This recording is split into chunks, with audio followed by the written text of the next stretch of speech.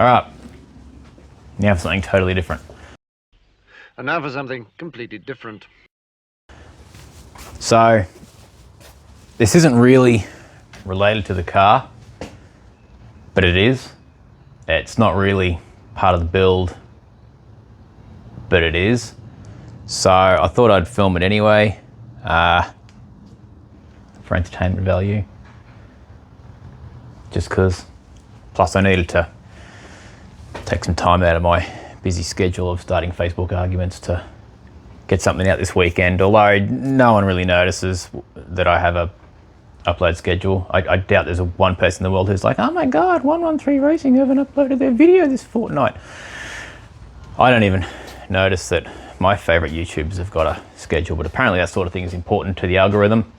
For me, it's more a motivation to get out and get something done, because otherwise depression would have me playing Farming Simulator on the PlayStation for 23 and a half hours a day.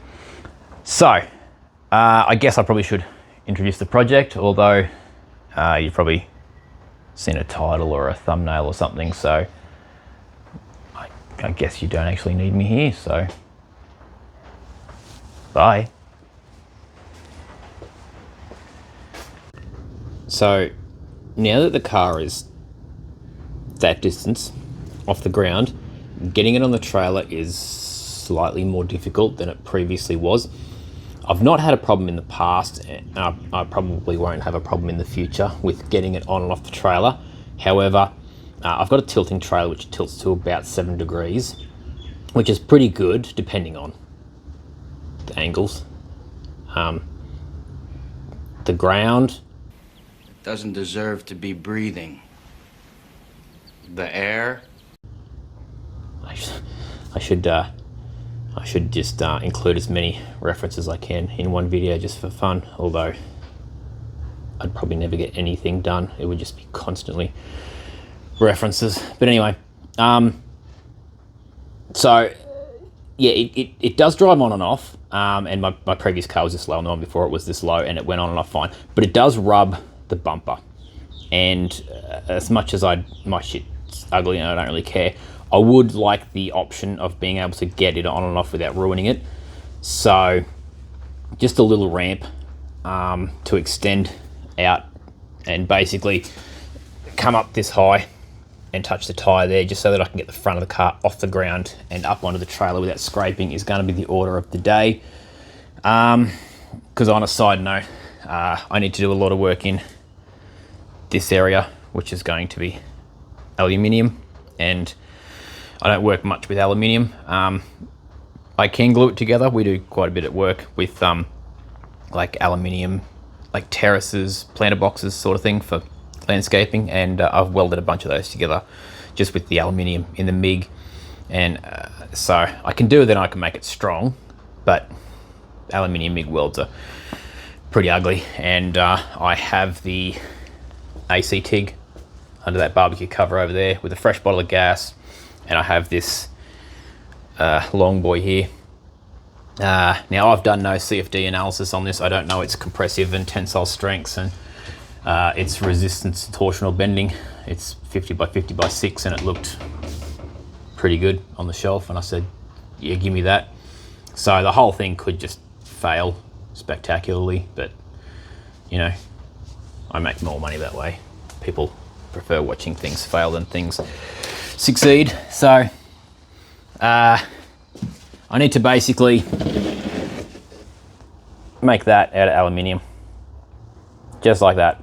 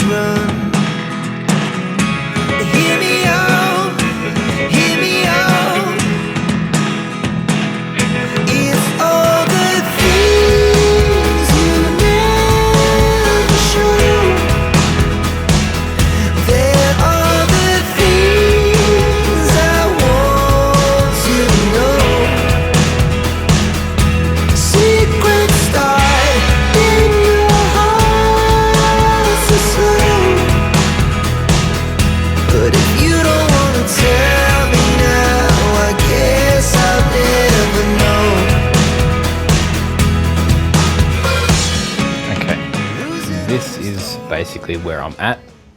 So I've dressed all the ends of my material just so that I didn't hurt myself on it. And I've spaced these out evenly. I would have liked to have put a 6th crossbar on it and closed these gaps up and driven on it this way up, just because that's the way these things are done usually. However, I've basically run out of material. I've got that little bit left, which I need to make some sort of thing to hold it up. So I didn't have enough for a 6th slat. And so if I drive on it this way, it'd be like a calibrator, it'd be like... So I'm going to flip it over and drive on it the other way, because the gaps, instead of being 147 mil apart, the gaps are only like 100 mil, which is where I wanted to be. It should work fine. I will probably also need to gusset these legs back in just to stop them from being flippy floppy, and I'm probably not going to have the material for that. I'll need to get something else. I do have this big sheet of aluminium back here, which is quite thick. However, it's got that powder coat on it. Getting that powder coating off is a nightmare, so that's why it's there and unused. I did dress a little bit of it and run some practice beads here, like my first ever AC TIG welds, just trying to get settings right and dial it in. I didn't do too bad. I got some alright beads, but I didn't get a bit of heat soak towards the end, which brings me to my main drama. I would really like to get someone in to set this thing up on AC, get all my settings right so that I could just practice welding, because there's so many variables. I need, there's so many settings in this welder. Plus there's also a lack of talent, so I don't know, speeds and feed rates on my filler. I also don't know what grade aluminium this is, and even if this is the right filler, that's just regular aluminium filler. When you say I want aluminium filler, that's what they give you, and when you say you want aluminium, that's what they sell you. So hopefully they're somewhat compatible, but yeah.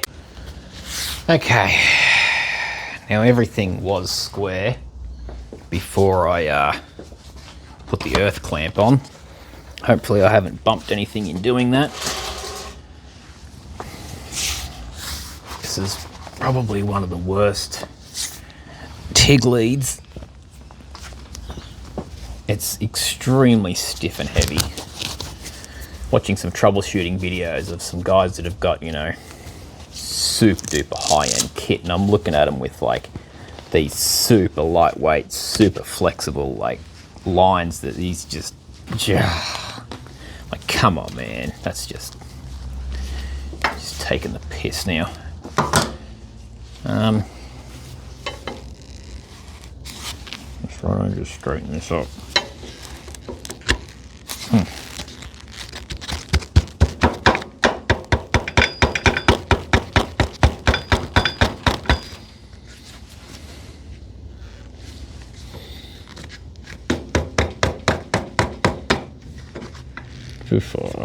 Too far. No.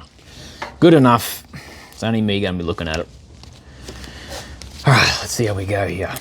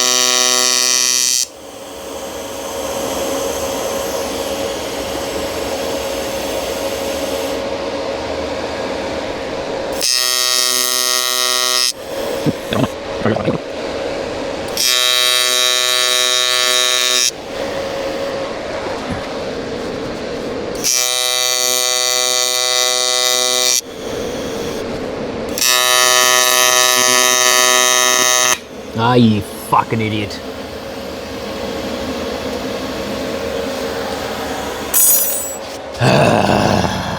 Yep, I just did that. That's what being in the wrong position does to you.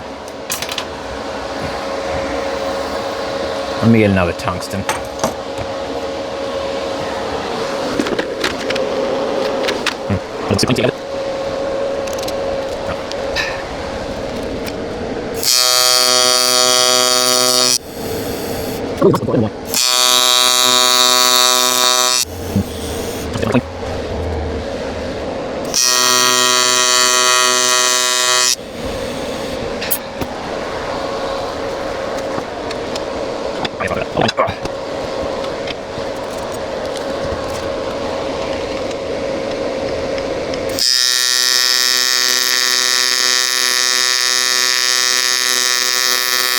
Alright, that new tungsten, it mustn't be sharp and square.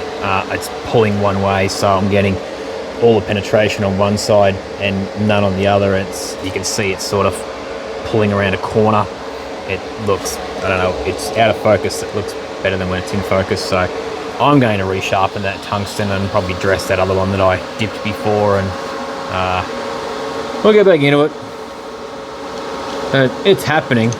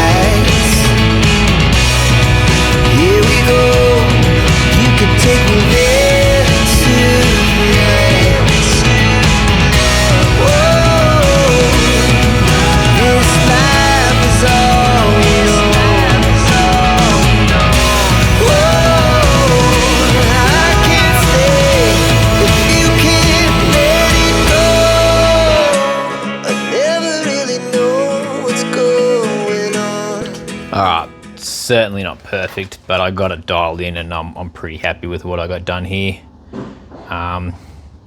Consistency is not great. I got a little bit of contamination. My tungsten's not perfect, but I mean, hey, I'm not going to complain for my first project. Now, I need to obviously work out two things. First of all, how I'm going to make them prop, and second of all, how I'm going to attach them to the trailer. So attaching to the trailer, I think I'll probably just be maybe like some U-bolt or something. But I need to obviously stand that up like that so that it just doesn't quite touch the bumper bar. So I'll get a measurement of whatever that is, and I'll make a couple of legs that sit down under there, and then we might see about bracing them back to, yeah, I don't know. I'm going to work out what I'm going to do with this ugly bastard too. I might get my little finger sander in there and clean that out, because that's going to be the first thing that I see every time I use these.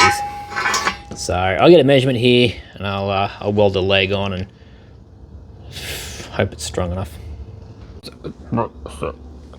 Wait, hang on, wait. Sorry, there we go, I had to get my microphone on. 12.5 degrees and 150 mil was what it turned out to be, so I cut 2 at that, and then I proceeded to screw up. If you know anything about angle cuts on circular saws, when you change the saw to 12.5 degrees, the little mark on the front of it doesn't line up anymore. So I just cut one at like 143 mil instead of 150. It's down there. So I just really quickly welded up my cut. I'm just waiting for that to cool down, and I'll recut it. It's just for me, I don't really care. So I'm gonna get this a bit squared up, and I'll tack it on, and then I'll see how we go. This is gonna be me done for the day, because I'm out of steel, or I'm out of aluminium. I'll need to tie these two together and either gusset back up into here, or I'll put the car on and see how strong this is. If it bends in the middle, I'll put another leg here, and then we'll go either back to there or all the way along or something, I don't know. But it won't need to be this gear anyway. I'll be able to get just a bit of 3mm stuff from Bunnings, because my steel supply is only open weekdays and very early Saturday morning when I'm not awake. So let's weld this on.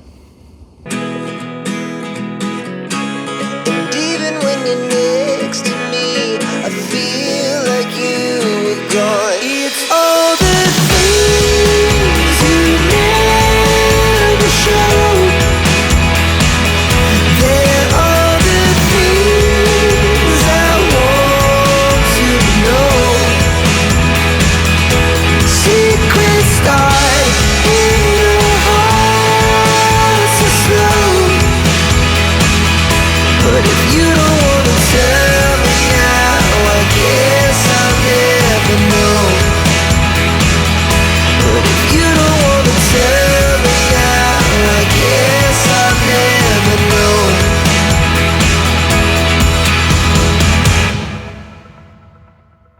Okay, so I had to get in some interesting positions and do some offhand welding there.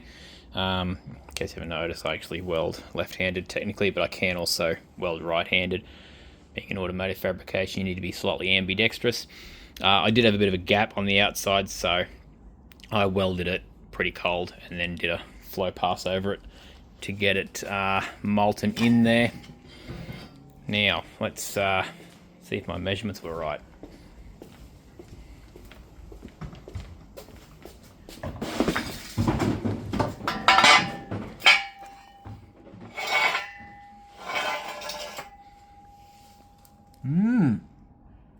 That's pretty good.